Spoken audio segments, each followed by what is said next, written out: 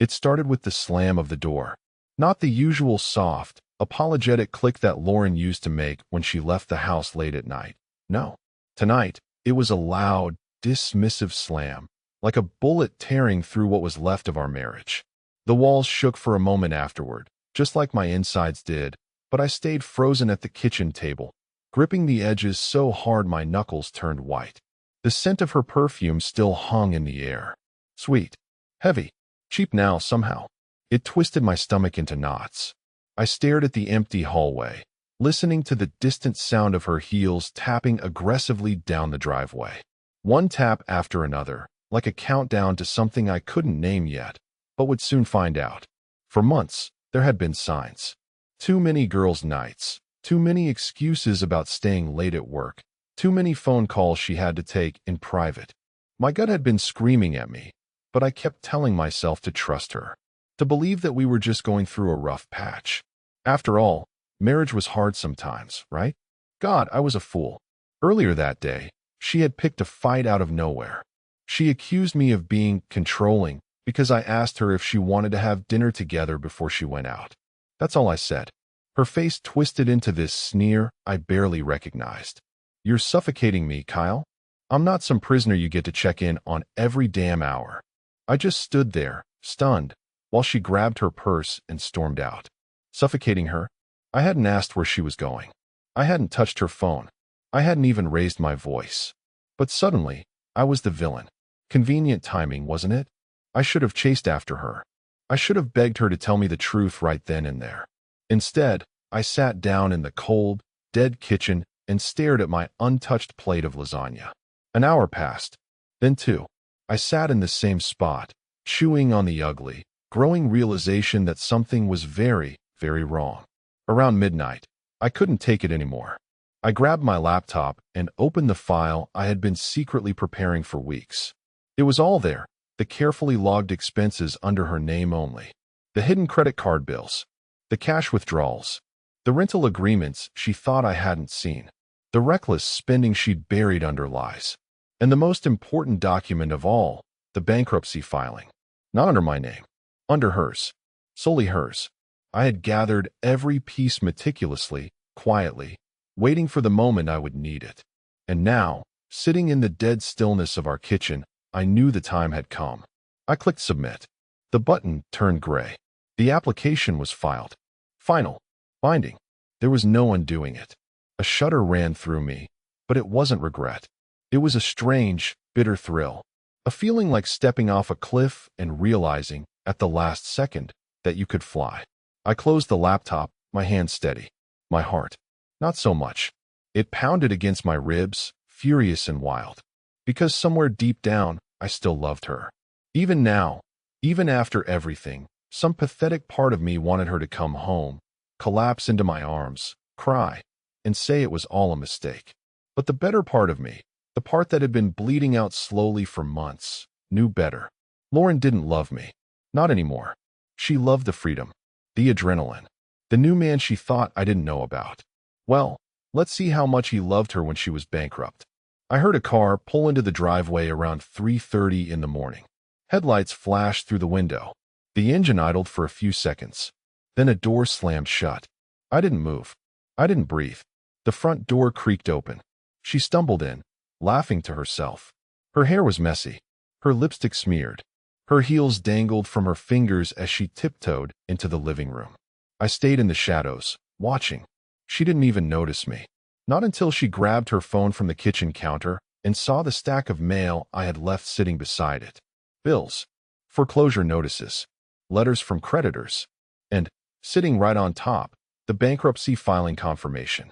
She blinked at it, confused. Then, like a thunderclap, her body stiffened. She snatched it up with shaking hands, reading the bold black letters like they were written in blood. The moment she understood, the way her mouth opened and closed like a fish gasping for air. It was better than any screaming match, better than any revenge fantasy. She spun around, her eyes finally finding me in the dark. "Kyle, what is this?" she whispered, her voice cracking. I didn't say a word. I just stood there, arms crossed, heart hardened to stone. The storm had begun. And Lauren? She hadn't even seen the worst of it yet. She lunged toward me like a cornered animal, her bare feet slapping against the hardwood, her hand clutching the bankruptcy letter like it might catch fire. "You can't do this," she screeched, voice slicing through the silence like a blade. Her eyes were wide, panicked, darting between me and the paperwork. "This is illegal, Kyle. You can't. This is fraud. You can't just put my name." I didn't flinch. I didn't move. I just stood there, watching her unravel like a cheap sweater. "You signed every document, Lauren," I said, my voice low. "Even every application, every loan, every stupid credit card bill you hid from me. You made it yours. I just tied the final knot." She stared at me, stunned. For a second, it almost looked like she might collapse, but then that rage I knew so well bubbled up. "This is because I went out tonight, isn't it?" she shouted, pointing a shaking finger at me. "You're punishing me because you can't handle that I have a life outside your little world. You're insane. You're controlling. You're sick." Sick. The word echoed in my skull, each syllable slamming harder than the last. For a moment, I actually laughed. A short, humorless bark that made her jump back a step. "You think this is about tonight?" I asked, stepping forward slowly, like you approach a wounded, dangerous animal. "Lauren, tonight was just the cherry on top. I've been watching you spiral for months, covering for you, cleaning up your messes, smiling through your lies." She shook her head violently, messy hair flying around her face. No, you're making this up. You're obsessed with controlling me." "Controlling you?" I repeated, almost pitying her. "Is that what you call paying off your hidden debt? Covering your bounced checks? Saving your job when you stole from your company's petty cash to fund your little girl's trips?" Her face went white, blanched, like all the blood had just drained out of her skull. Yeah, she thought I didn't know about that, too. She thought I was just a doormat, a stupid, loyal husband who would believe anything if she smiled pretty enough. But I had stopped being stupid the night I found that first receipt, hidden between the pages of a fake self-help book she never even read. $600 in one night at some seedy hotel downtown. Signed, Lauren Adams. No friends in sight. No innocent explanations. The silence stretched between us now, thick and suffocating. Lauren opened her mouth once, twice, then closed it again like a fish out of water. You had no right," she hissed finally, her voice shaking, but she couldn't even look me in the eyes anymore. "No, Lauren, you had no right," I said, my voice colder than I even felt. "You broke this. You smashed it into a million pieces the minute you decided some fun was worth more than the man who built a life with you." Her hands trembled. The bankruptcy letter fluttered to the floor like a dying bird. And then, as if some twisted survival instinct kicked in, she turned on a dime. The tears started. The crocodile tears. She covered her face, shoulders heaving, sobbing so loud it echoed through the empty house. As if the noise could drown out the reality she was facing. "I made mistakes, okay," she wailed, peeking at me between her fingers to gauge my reaction. "But you're supposed to love me.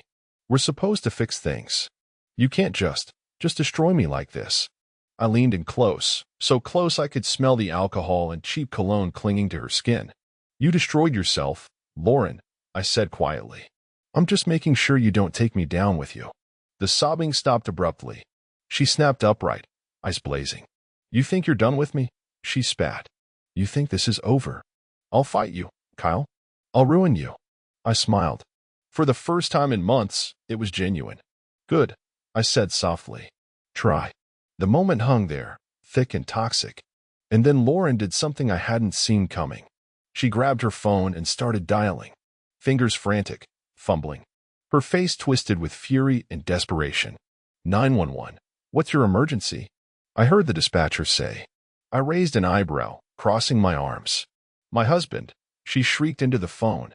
"He's violent. He's threatening me. I'm scared for my life." The words spilled out in a practiced rhythm, like she'd rehearsed them. And just like that, I realized she had a whole other plan. An ugly, vicious, last-ditch effort to paint herself as the victim. As if I was the one who wrecked our marriage. As if I was the villain. I stared at her, amazed at how low she was willing to sink. And deep inside, something inside me shifted. Hardened. If she wanted war, she was going to get it. On my terms. And trust me, I was just getting started. The red and blue lights tore through the night, washing over the house like sirens announcing the end of something sacred. I stood by the window, arms folded, as two police cruisers screeched into our driveway. Lauren was pacing like a caged animal, fake tears still streaming down her face, muttering rehearsed lines under her breath like she was auditioning for some pathetic daytime drama.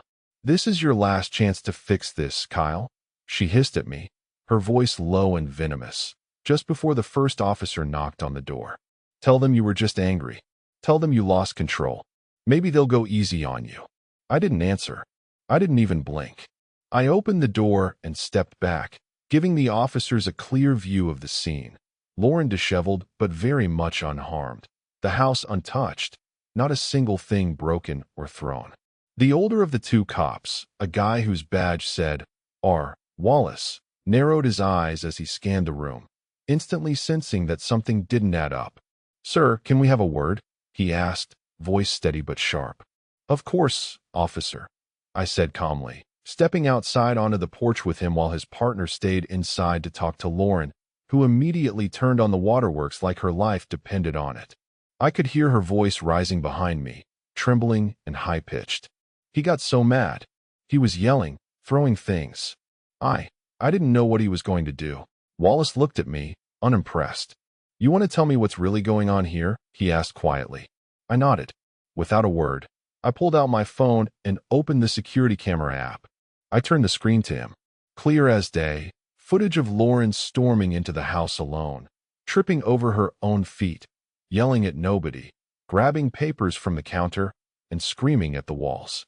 No violence, no threats, no Kyle. Just a woman unraveling in real time.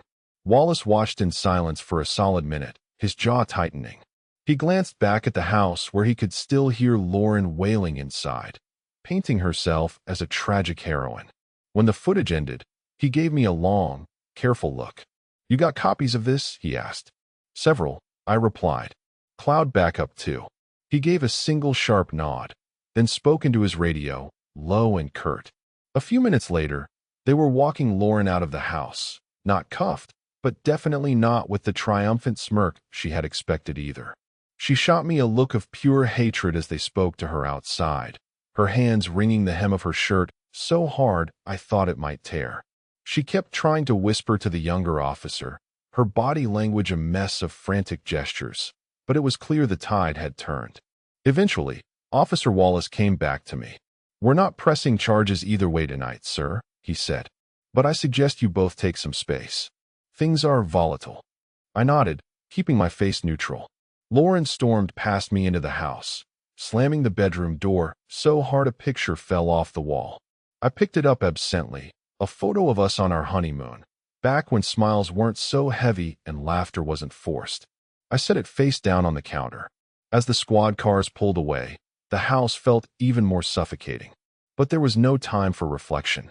Lauren emerged from the bedroom 20 minutes later, suitcase in hand. Mascara streaked down her face like war paint. "I'm leaving," she spat. "Enjoy your pathetic little kingdom, you controlling freak." I didn't say a word. I watched her stomp toward the door, dragging her suitcase like a wounded animal. She stopped suddenly, turned, and threw one last grenade over her shoulder. "You'll regret this, Kyle. I swear to God. You're nothing without me. You'll be begging me to come back." The door slammed behind her. And just like that, the house was silent. Utterly, beautifully silent. I sat down at the kitchen table, breathing deep for the first time in months. The clock ticked loudly in the background, counting off the final moments of my old life. But the war wasn't over. Not even close. Because while Lauren thought she was free to run into the arms of whatever loser she had lined up, she didn't know that she had just walked straight into a minefield. A minefield I had spent months building, one carefully placed piece at a time. She didn't know about the financial black hole she was about to fall into. She didn't know about the credit ruination already in motion. She didn't know about the silent legal knives I had sharpened, just waiting to be plunged at exactly the right moment. And she sure as hell didn't know about the complete and utter annihilation of her carefully curated fake life that was coming next. The first blow had landed. The next ones would be nuclear, and I would deliver them with a steady hand. Because Lauren had taught me something very important these past few months, something she never intended to teach. The deepest revenge isn't loud. It's patient, it's precise, and it leaves nothing behind but ash. Tonight, she thought she had survived the worst. Poor, stupid Lauren. She hadn't even seen the opening credits yet. The hours after Lauren left felt eerie, like the house itself was holding its breath. I sat there in the dim kitchen, the laptop still open in front of me, the bankruptcy confirmation still glowing on the screen. The weight of it all should have crushed me. Instead, it electrified me. Every nerve in my body was humming with a strange, sharp clarity I hadn't felt in years. I wasn't sad. I wasn't second-guessing myself. I was ready. She thought she was running away from me, from the controlling freak she painted in her head to justify her betrayal. What she was actually running into was a perfect storm she built with her own selfish hands. The first piece of that storm? The phone. Around 6 in the morning, my phone started buzzing violently, endlessly, like it had caught fire. Call after call after call. Lauren's name, flashing over and over. I stared at it, stone-faced. In the span of 2 hours, she called 184 times. By 9 a.m., the number had doubled. 359 calls. All unanswered. All ignored. It was like watching a shipwreck from the safety of the shore, hearing the frantic screams but feeling nothing except the rising sun on your face. I imagined her somewhere, maybe parked outside some diner or cheap motel, mascara streaked, realizing the world was closing in. The credit card she loved so much? Maxed out. The secret bank accounts she thought I didn't know about? Emptied. The friends who cheered her on when she trashed me behind my back? Ghosted her the second they caught the whiff of real trouble. And then, of course, the cherry on top. The bankruptcy notice hitting her phone. Official. Irrevocable. Her name stamped all over it, in big, bold letters. Reality wasn't just knocking anymore. It was kicking the damn door down. I let the phone buzz until the battery finally gave up and died. Total silence again. Perfect. Around noon, I booted up the second phase of my plan. I had hired a lawyer 6 months ago. A damn good one. Not for divorce, not yet. That would have been too easy. Too obvious. No, I hired him to dig. Quietly. Thoroughly. He found everything. The hidden lease agreement in her name for the secret apartment across town. The burner phone contracts. The PayPal transfers to some guy named Chris M., who turned out to be a personal trainer she met at the gym. The fake business expenses she wrote off under my name, something the IRS would find very interesting when I anonymously tipped them off. Lauren wasn't just reckless. She was criminally stupid. I sent a single email to my lawyer. One line. Proceed. Then I leaned back in the chair and closed my eyes, letting the gears grind into motion.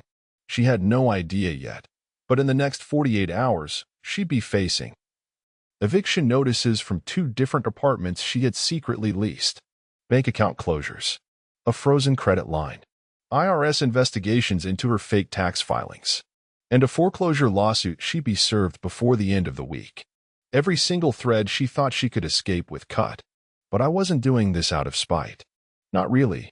It was about justice, about balance, about making sure that someone who could do this, who could tear down trust, loyalty, and love with the casual carelessness of a child ripping wings off a butterfly, actually paid for it. My phone, now plugged in, was back to life. Another flood of missed calls. Dozens of voicemails. Texts now too. Lauren. Call please pick up. I'm scared. Something's wrong with my accounts. Lauren. I don't know what's happening. Please. I need you. Lauren. You can't just disappear on me. You're my husband. You're supposed to help me. The irony hit me so hard I actually chuckled. I had spent the last 2 years begging her to be my wife, to help me hold us together, to love me back. And she threw it all away for a little fun. For cheap thrills with some sweaty gym rat who could barely spell his own name. Now she wanted saving? Now she wanted a husband? No, sweetheart. You don't get to set the house on fire and then cry because it's cold outside. I closed the messages without responding. Instead, I called my lawyer again. We scheduled the court filing for divorce. Fault-based. Adultery, abandonment, financial misconduct. Lauren wouldn't just lose her credit. She'd lose the house, the car, the little dignity she had left, all in public records for anyone curious enough to look her up. And still, this was just the opening act. The true collapse hadn't even begun. Not yet. By the time I was done, Lauren wouldn't just regret losing me. She'd regret ever thinking she could win. By the next morning, the messages took a sharp, desperate turn. No more fake apologies. No more manipulative guilt trips. Lauren had gone full panic mode. Lauren.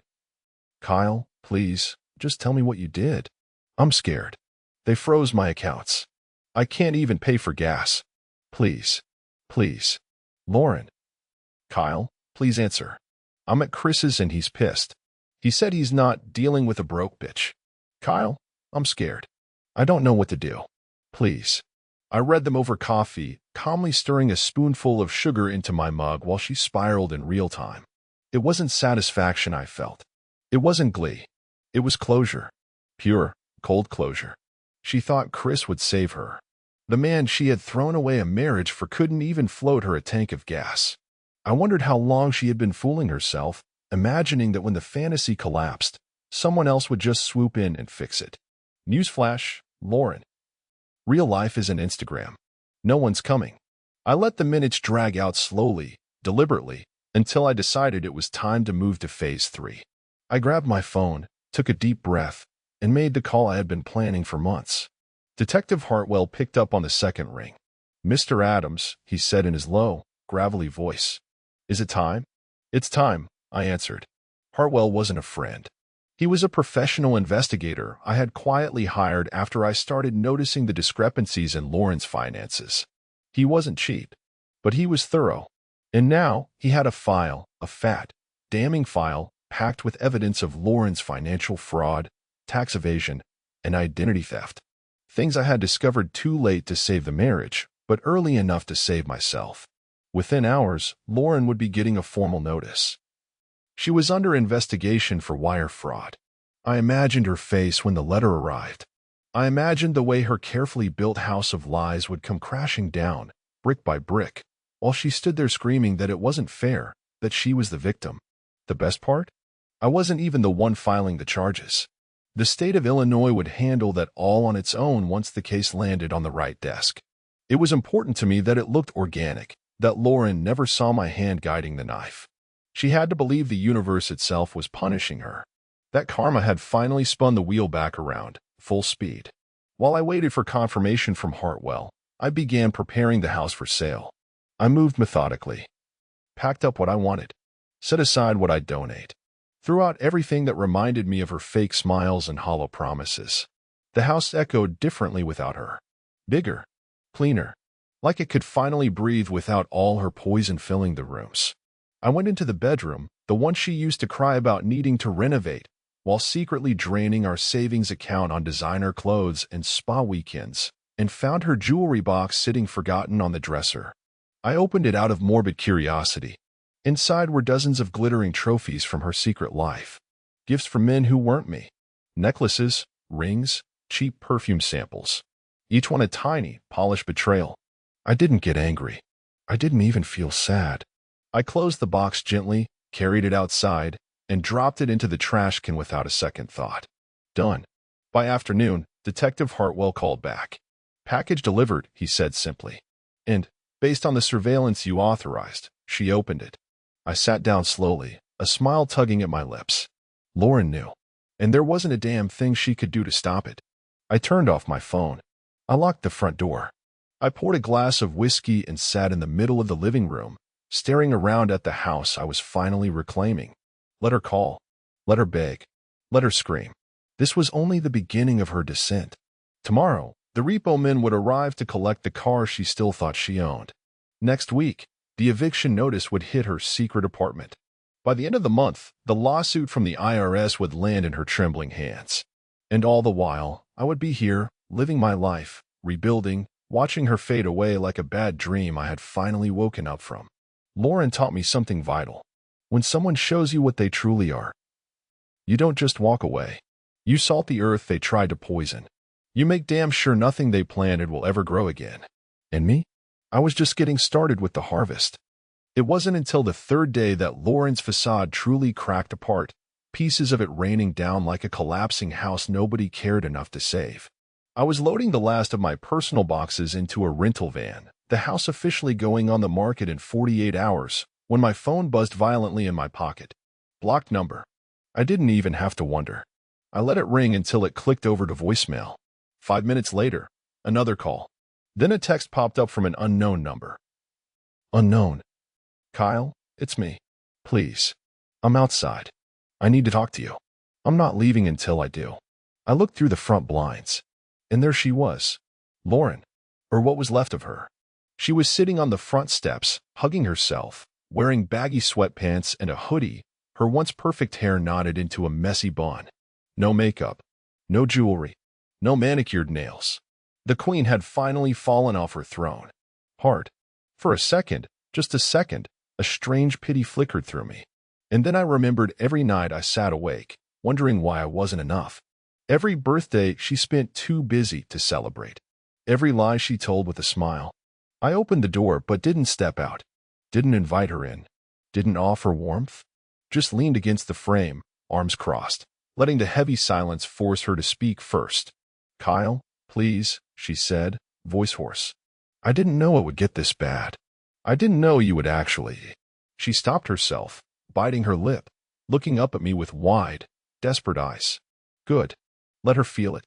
Let her taste every bit of the fear she once so carelessly served me. I'm homeless, she whispered. Chris kicked me out. He said he didn't sign up for this mess.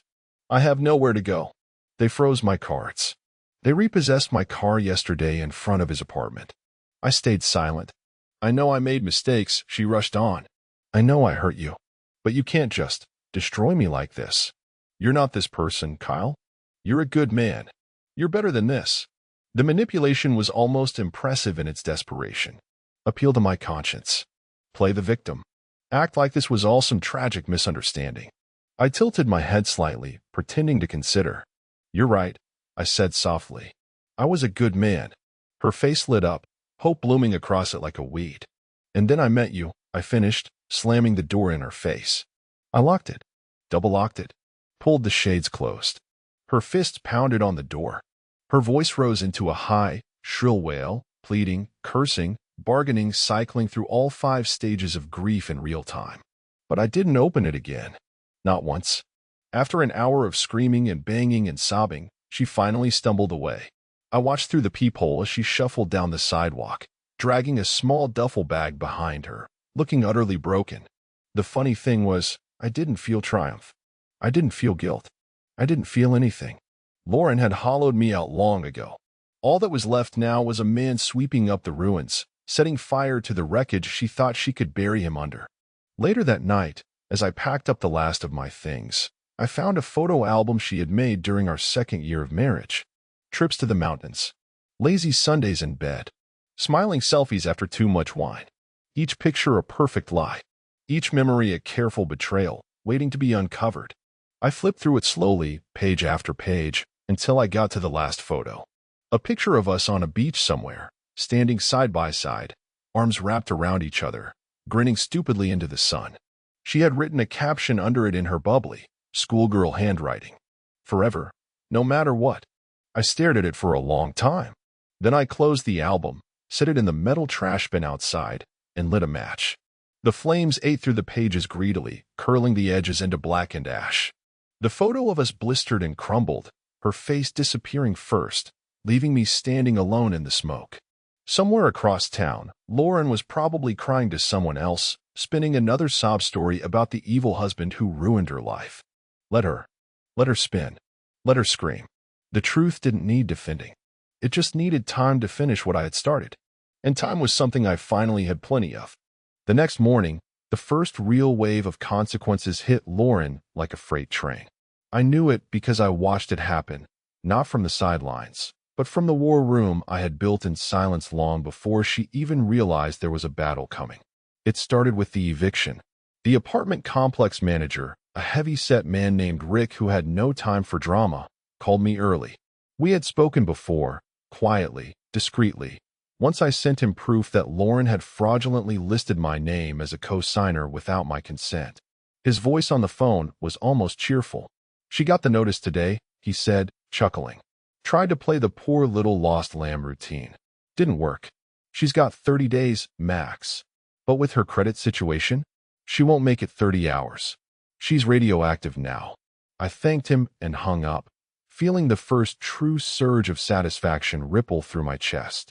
Not joy, not cruelty, just completion. She had built her entire fantasy world on borrowed sand, thinking the tide would never come. Well, it was high tide now, and the waves were swallowing everything. I spent the rest of the morning calmly finalizing the real estate paperwork to list the house. The agent, a polished woman named Jessica, was sympathetic but brisk. She had seen enough ugly divorces to know exactly how to handle the process without needing to ask messy questions. When she complimented me on how well-kept the place was, I almost laughed out loud. If only she knew the rot that had been festering under the surface for years. Around noon, another text buzzed through. Unknown. Kyle, please. I'm sleeping in my car. I'm sorry for everything. Can we just talk? Please. I need you. I didn't even open it. Just swiped it away like an annoying fly buzzing near my ear. Meanwhile, the investigator Hartwell had looped me into updated me on the wire fraud case. Lauren had already been flagged by 2 separate banks for suspicious activity. It was only a matter of time before they escalated it. And when they did, federal charges would be on the table. By evening, the Real kicker arrived. I got a call from Lauren's mother, Gloria, the woman who had once kissed me on the cheek at our wedding and told me I was the son she never had. Her voice was tight, fake sweet, but the panic bled through every syllable. Kyle, honey, listen, she started, dragging out the words like she thought she could still wrap me around her bony little finger. Lauren's going through a hard time right now. She's made mistakes. We all have. But maybe it's time you stop this war between you two. It's hurting everyone.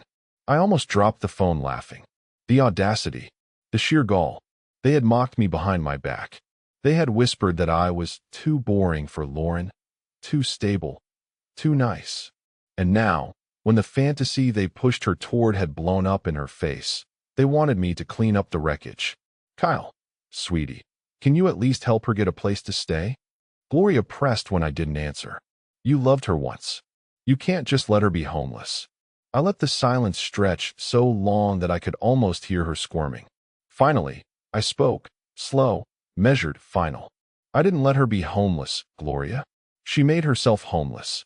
Then I hung up, blocked the number. No more second chances. No more openings. No more mercy.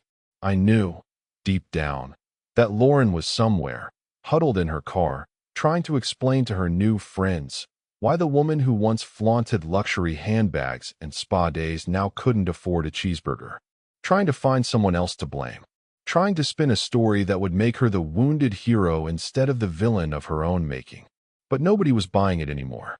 Not even her own mother, not really. By the end of that week, Lauren's name would be dirred in every financial system that mattered. Evicted, blacklisted, investigated, and still, unbelievably, the worst hadn't even hit her yet. Not even close.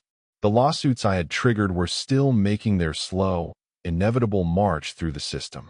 The fines, the penalties, the federal investigations. When they landed, it wouldn't just be a financial death sentence. It would be a full public execution of her fake, glittery life. And me? I would be standing at a distance, hands clean, watching the flames burn higher and higher, until there was nothing left but ashes blowing in the cold, uncaring wind. This wasn't about revenge anymore. It was about restoration, about reclaiming every piece of myself she had tried to break. Lauren had made her choice the night she walked out for a little fun. Now, she was living the consequences, one brutal, unavoidable truth at a time. And the most beautiful part? There was still so much farther for her to fall. The real collapse didn't come with shouting. It came in the form of a battered Honda Civic pulling into the driveway, coughing smoke from its exhaust, and Lauren crawling out of the driver's seat like some wounded animal dragging itself back to the wreckage it once ruled. She didn't knock this time. She didn't yell or text or call. She just stood there in the cold, arms wrapped around herself, staring up at the front door like she was waiting for it to open by magic. I watched from the upstairs window, sipping a coffee that tasted sweeter than anything I'd ever brewed before. Not because the coffee was good, because the view was perfect. She was a ghost now, a crumbling statue of her former self, pale, wild-eyed, hollowed out by the truth finally catching up to her. After a few minutes of standing there, swaying like she might collapse right on the front steps, she pulled out her phone again. I watched the screen glow as she punched in numbers furiously. I didn't have to guess who she was calling. Sure enough, my phone buzzed beside me. Blocked number again. Ignored. Again. Then another call. Then another. 8 missed calls in the span of 5 minutes. Text pouring in right behind them, each more frantic than the last. Lauren. Please, Kyle. I need to come inside. I don't have anywhere else to go. I'm sorry for what I did. I'll do anything. Please. Please. Lauren. I'm freezing. I haven't eaten in 2 days. I don't know what to do. Please don't leave me like this. I'll make it right. I swear. Anything. Now she was offering anything. Anything to claw her way back into the life she had burned to the ground. I set the phone down without answering. Not out of cruelty. Out of principle. If I opened that door even a crack, she'd slither her way back in, weaving new lies, spinning new sob stories, begging and bleeding and bargaining until I forgot everything she had done. Until she poisoned me all over again. No. That chapter was closed. Bolted. Buried. Hours passed. Night fell. Lauren stayed outside, huddled under her thin jacket, shivering, checking her phone obsessively. Probably hoping some savior would text her. Probably hoping Chris or one of her old flings would ride in on a white horse. But they were gone. Long gone. Nobody sticks around when the money dries up. Nobody clings to the sinking ship when there's no treasure left to loot. Around 10 p.m., a sheriff's deputy pulled into the driveway. I had filed the no trespassing order that morning, knowing full well she wouldn't get the hint. The deputy was young, polite, almost apologetic as he approached her. "Ma'am, you need to leave the premises," he said firmly. "This is my house," she wailed, pointing toward the door. I lived here. I was married to him." The deputy shook his head, already tired of this conversation. "You don't live here anymore, ma'am. It's listed under his sole ownership. You have no legal right to be on the property. You need to go." Her legs buckled. She slumped to the ground like a puppet with its strings cut, sobbing into her hands, gasping out broken apologies meant for anyone who would listen. Nobody did. I watched from the shadows, feeling nothing but a cool, calm finality settle over me. This was what she had chosen. Not me. Not the life we built. Not the promises we made. She had chosen cheap thrills over loyalty. Secrets over truth. Abandonment over love. And now, the bill was due, in full, with interest. The deputy helped her up gently, guiding her back to the smoking wreck of a Civic. She crumpled into the driver's seat, hands trembling on the wheel, and drove away slowly, red taillights disappearing into the night like a dying ember. I stood at the window for a long time after she was gone, staring into the empty street. No more Lauren. No more lies. No more war. Just the clean, sharp silence of a battle won. Not with rage. Not with violence. But with the slow, unstoppable grind of consequences she thought would never come. I turned away from the window, closed the curtains, and locked the door one last time. The final locks. The final goodbye. And somewhere, out there in the cold darkness, Lauren was realizing the one thing she had spent her whole life running from. You can run from mistakes. You can run from guilt. You can even run from love. But you can't run from yourself. And Lauren Adams was finally, painfully, completely alone with hers. Exactly where she chose to be. The days that followed were a symphony of silence. No more pounding on the door. No more endless buzzing from blocked numbers. No more fake apologies dripping off text messages like poison disguised as honey. Lauren had finally learned the first lesson. When you burn every bridge, you have to swim through the wreckage alone. But the second lesson, the one that was going to hit even harder, was still speeding toward her like a freight train without brakes. It started when Jessica, my real estate agent, called me with a grin I could hear through the phone. "Hey, Kyle. Got an interesting inquiry on the house listing," she said, practically purring. "Guess who tried to book a viewing?" I didn't need to guess. Lauren. Of course it was Lauren. Desperation makes you stupid. And Lauren was flailing for anything she could hold on to, even if it meant crawling back to the home she torched without a second thought. I laughed, really laughed, the first real, good deep laugh I'd had in months. It felt good, like the sound of chains snapping. Politely decline, I said, still chuckling. Tell her the house is under contract if she calls back. Jessica giggled. Already did. Don't worry. I've seen messy breakups before, but this. She whistled low. This is next level. Honestly, kind of inspiring. I thanked her and hung up, feeling lighter than air. Lauren's moves were getting sloppier. She wasn't thinking anymore. She was surviving. And survival mode has no dignity, no charm, no manipulation strong enough to patch the holes once the ship starts sinking. Meanwhile, behind the scenes, the next bomb quietly ticked toward detonation. The IRS audit I had triggered was officially in full swing. The investigator Hartwell kept feeding them every fake deduction, every falsified expense, every wire transfer that smelled of fraud. It wasn't a matter of if anymore. It was only a matter of when. Late one afternoon, I got the text I had been waiting for. It was from a number I had stored under Do Not Answer. Lauren's number, her real one. Lauren. Kyle, I just got a notice from the IRS. They're threatening criminal charges. I didn't even know half the stuff they're accusing me of. I didn't mean for it to get this bad. Please, you have to help me. You can fix this, right? You always fixed everything. Please, Kyle. I'm begging you. The last sentence twisted something deep inside me, not because I felt sorry for her, but because it was so pathetically familiar. You always fixed everything. That had been my role for years. The human bandage. The fixer. The cleanup crew for every reckless mistake she made while she smiled sweetly and pretended none of it was her fault. And now she was standing at the edge of the cliff she'd built herself, begging me to drag her back from the fall. No, not this time. I didn't reply. Not because I wanted to punish her, that would have been too easy, but because the truth is, some falls you have to make alone. Some lessons only sink in when you hit the bottom hard enough to crack. Lauren was about to find out just how far she could fall when there was no one left to catch her. The next few days were blissfully uneventful for me. I finalized the sale of the house. Moved into a sleek, smaller condo downtown with a view that stretched all the way to the lake. New place. New life. No ghosts in the walls whispering old lies. Meanwhile, Lauren's life disintegrated piece by piece. The gym where she met Chris? They banned her after she caused a scene begging him to take her back. Her so-called best friend Jenna? Blocked her on every social media platform the second the financial disaster became public.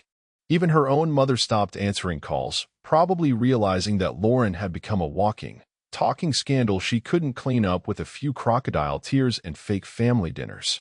I watched it all unfold quietly, dispassionately, like watching a bad movie finally roll its credits. No joy. No sorrow, just peace. The storm had passed, and Lauren was stranded in the wreckage she created, waving desperately for rescue boats that would never come. And the best part? The real reckoning was still moving toward her. Slow, unstoppable, inevitable. All I had to do was wait. The final strike was almost ready, and when it hit, it wouldn't just break Lauren's life apart. It would erase her illusions forever. It hit her on a Tuesday, the kind of gray, miserable day that feels like it was handcrafted just for heartbreak. I got the confirmation email just before lunch, sitting at my new glass dining table, the city skyline stretching out behind me like a victory banner.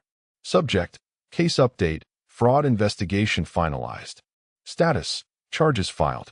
Summons issued. It was done. Sealed. Official. Lauren Adams, the woman who once preened in designer dresses, bragging about how untouchable she was now facing federal fraud charges. Not just a slap on the wrist. Not just a fine she could wiggle out of. Real charges. Court dates. Potential jail time.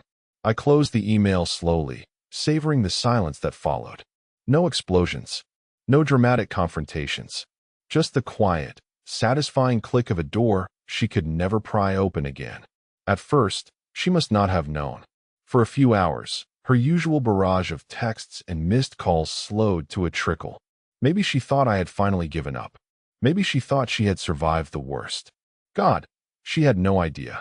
It wasn't until mid-afternoon that the panic exploded through my phone again like shrapnel. Lauren, Kyle, please. Please talk to me. It's serious. They sent people to my job. They gave me papers. I'm freaking out. I don't know what to do. Lauren, they're saying I could go to jail. Kyle, I can't go to jail. I'm not that kind of person. Please, tell me you didn't do this. Tell me you'll fix it. Please. I stared at the screen, marveling at how quickly the mighty had fallen. She used to look down on everyone, used to walk into rooms like she owned the air itself. Now she was scrabbling at the edges of a cliff, nails breaking off one by one, still too proud to admit she had jumped in the first place. No, Lauren, you're not that kind of person. Funny, because you were exactly that kind of person the night you texted Chris while lying next to me in bed. You were exactly that kind of person when you drained our accounts for business expenses that didn't exist.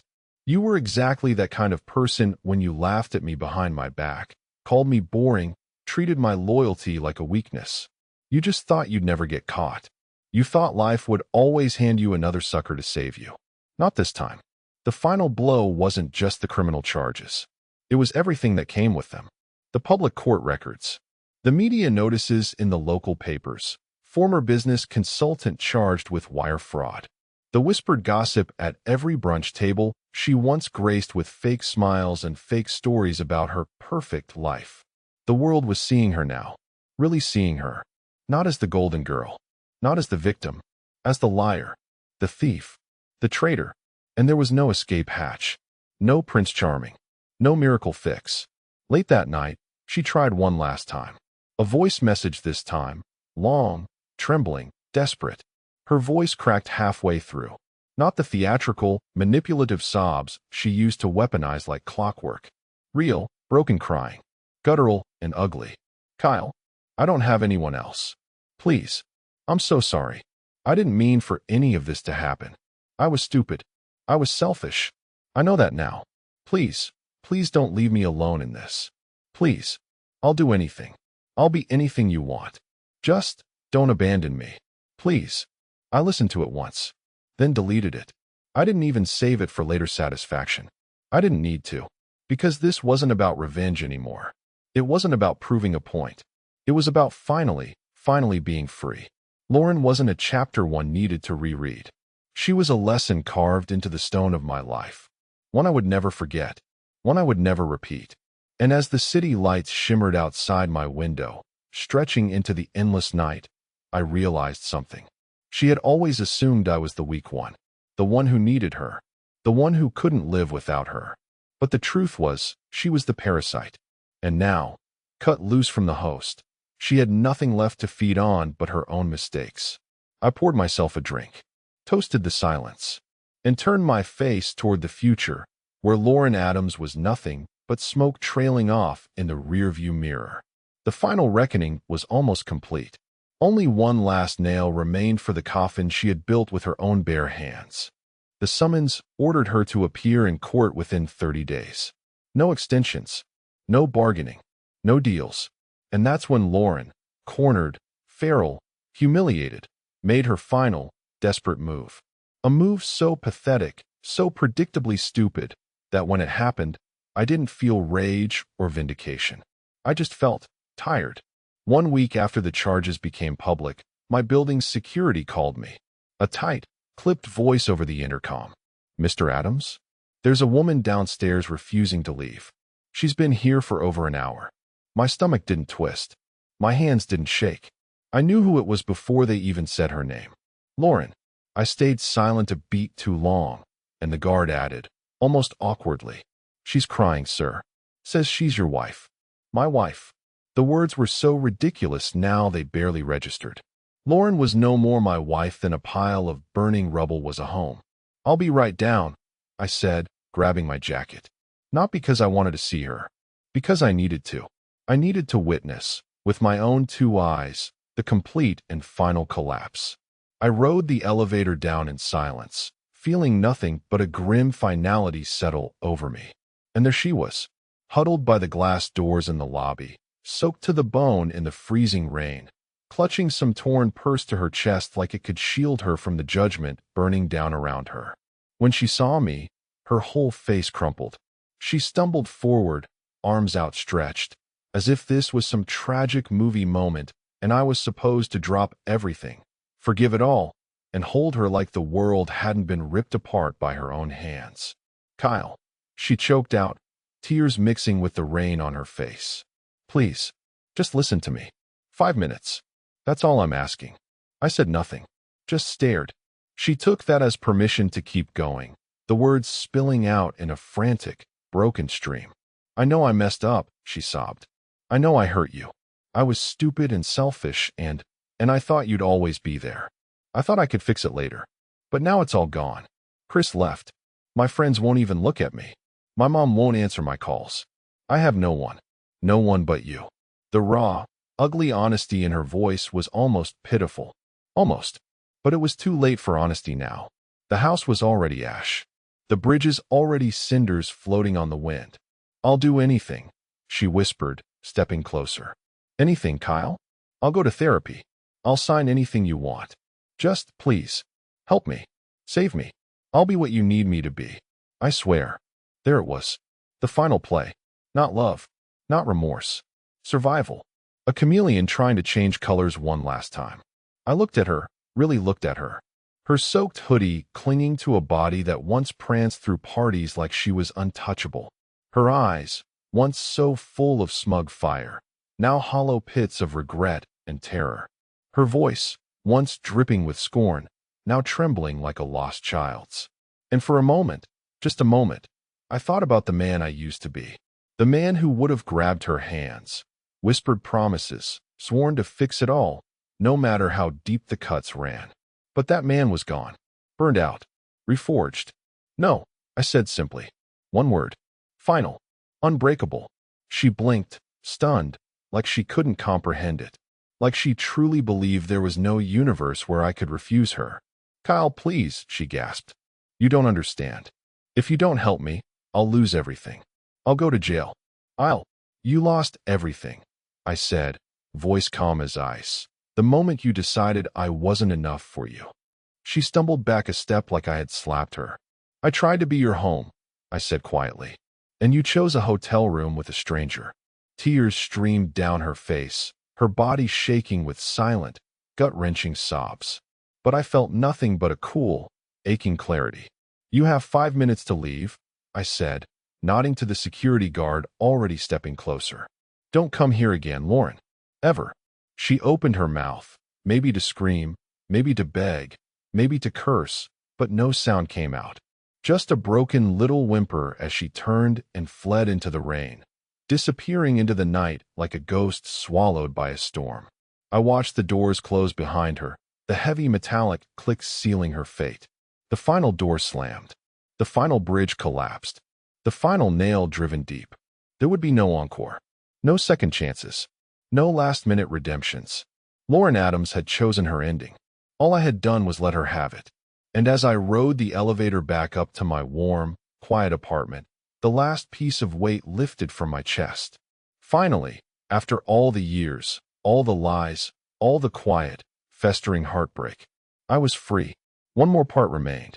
One more moment. The final reckoning still had a little more devastation left to deliver. And it would be the one thing Lauren feared most. The world forgetting she ever existed. The final reckoning came quietly, almost elegantly. No sirens. No grand explosions. Just a slow, steady erasure, like a tide pulling a broken castle back into the ocean, leaving nothing but smooth, untouched sand behind. Lauren missed her court appearance. Twice. Each time, the clock ticked down a little closer to inevitability. Each missed summons tightened the noose she had tied herself. Each ignored warning sealed her fate a little deeper in concrete. When the bench warrant was issued for her arrest, it barely made a ripple. No headlines. No outraged friends rushing to defend her. No tearful Facebook posts about injustice. Nobody cared. Not anymore. She wasn't a fallen princess. She wasn't a misunderstood victim. She was just another cautionary tale. Another name whispered in half-forgotten circles with a shrug and a pitying shake of the head. The girl who had it all. The girl who lit a match and danced in the flames. And me? I didn't even attend the final court date. Didn't need to. Didn't want to. The story was over. The credits were rolling. I had already left the theater, breathing in the cold, clean air of a new life that no longer carried her scent.